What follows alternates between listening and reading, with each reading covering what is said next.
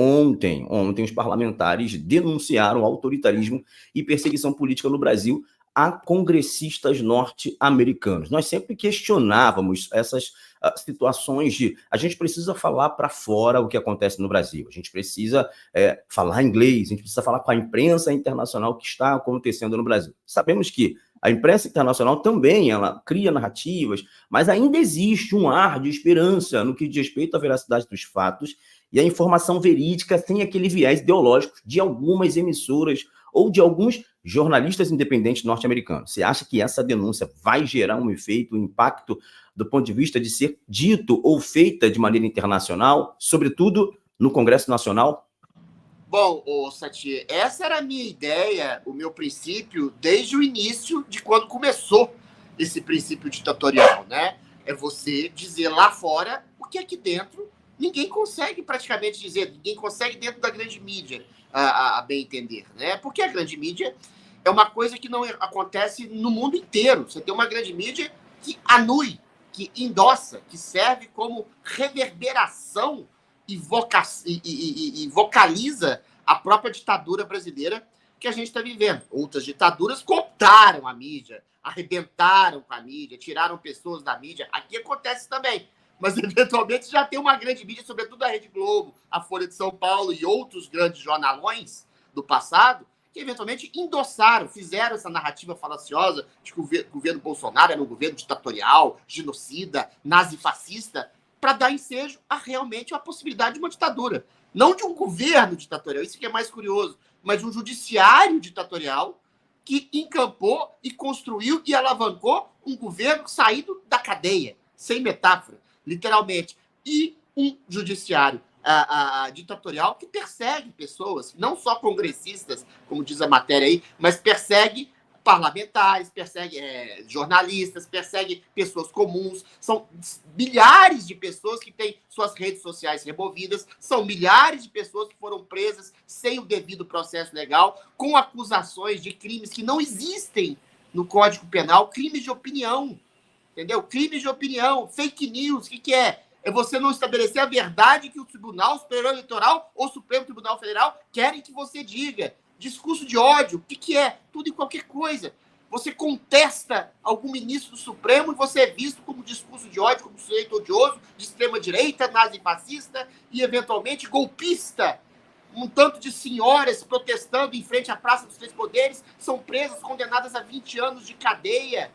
Ontem, até o Elon Musk, do Twitter, ficou absolutamente aparvalhado com as informações que estão chegando. Então, essas informações chegarem nos Estados Unidos, até o presidente da Comissão de Direitos Humanos do Parlamento Americano, essas informações correrem o mundo, pode ser, tá? Que façam, que a grande mídia tenha a obrigação de informar e reportar o que o mundo talvez fale do Brasil. Que o Brasil está se transformando, se transformou numa ditadura. Agora, efetivamente, o que isso pode acontecer? O que isso pode reverberar aqui? A gente sabe que a gente tem uma imensa fatia, aliás, a maioria da fatia da população que é conservadora, que é mais alinhada a princípios cristãos, de direita, liberais, que seja de valor de trabalho, de dignidade, família, etc., e que podem, quando informada, tem muita gente que não é informada da ditadura que a gente está vivendo, se indignar com tudo isso que está acontecendo.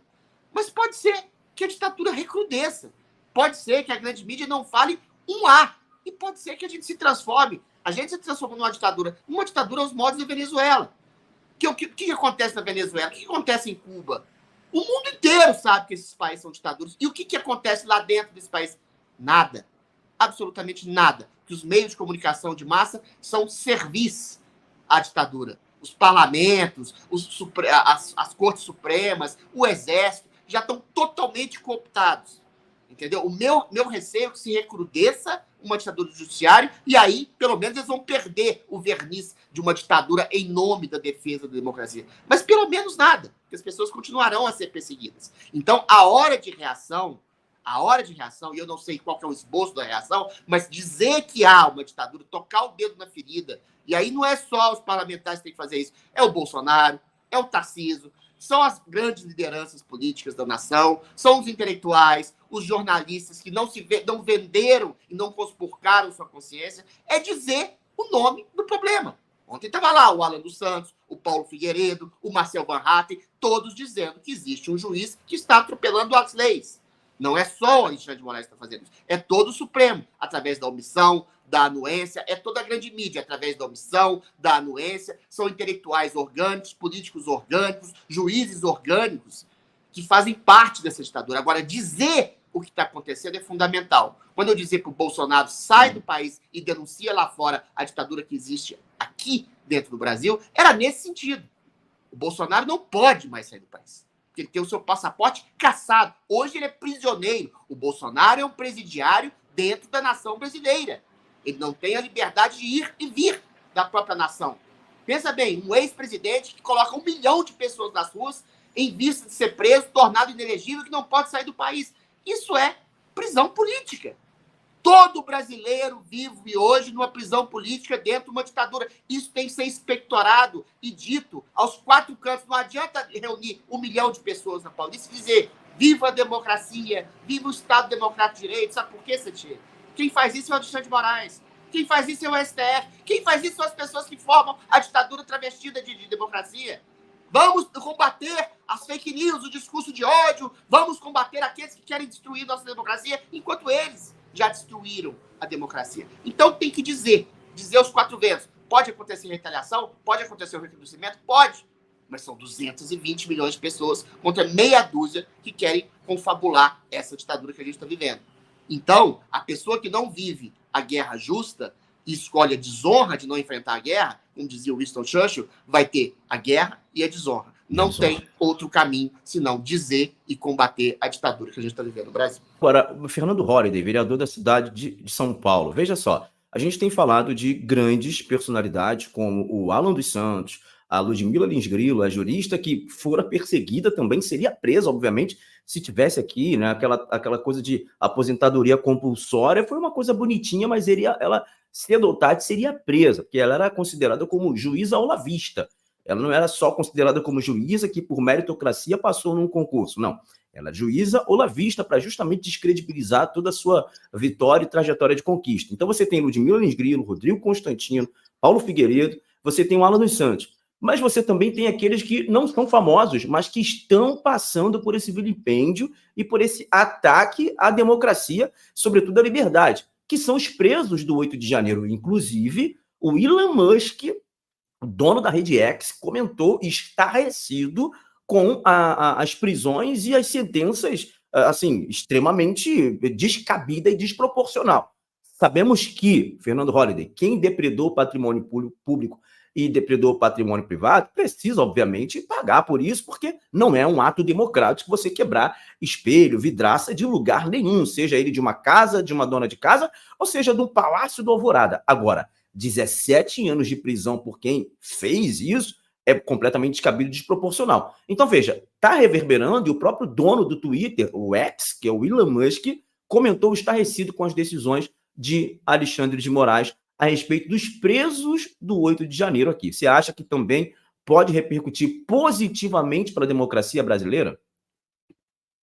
Pois é, Sati, eu acho importantíssimo esse evento, né, essa denúncia que os parlamentares foram fazer aí nos Estados Unidos e espero que seja um início de uma jornada internacional, porque estes absurdos, quando eles são apresentados para quem está de fora, realmente soa como uma coisa extremamente absurda, principalmente na maior democracia da América Latina. Quer dizer, não se esperava que nós, ainda nos intitulando como Estado Democrático de Direito, fizéssemos o que estamos fazendo.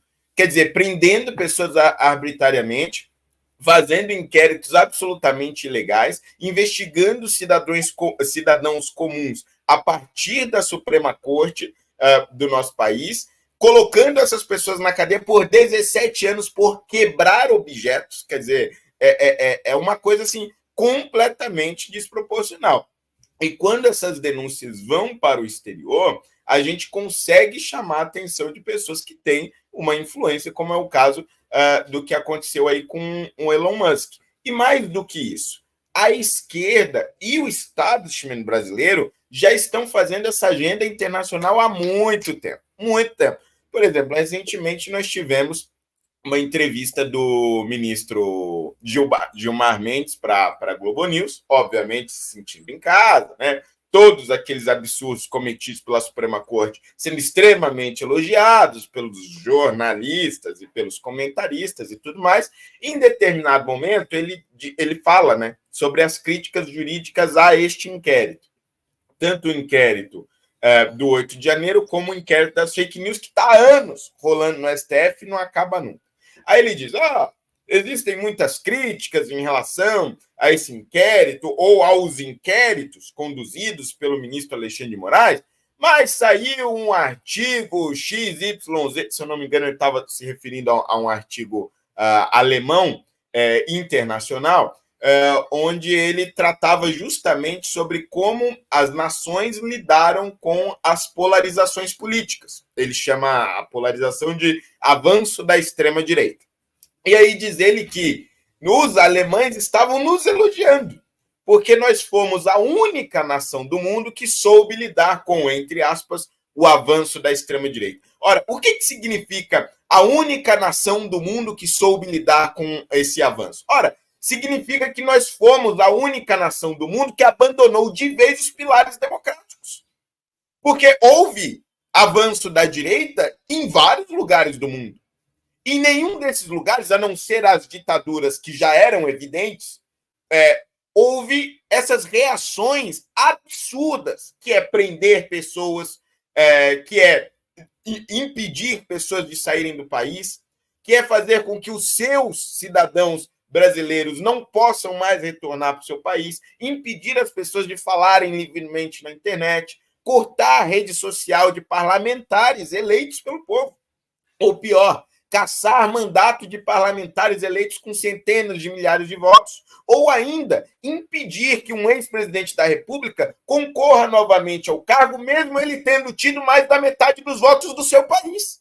Realmente, nenhum outro país do mundo foi tão longe contra a liberdade, contra a democracia, contra as instituições. Realmente, deste ponto de vista, o Brasil fez algo inédito. Mas para o ministro Gilmar Mendes, isso é uma felicidade.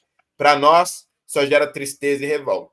Assine o Fio Diário. Assim você vai ter acesso integral ao programa completo Adriles sobre tudo, além de outros diversos programas na nossa plataforma. Assine aí.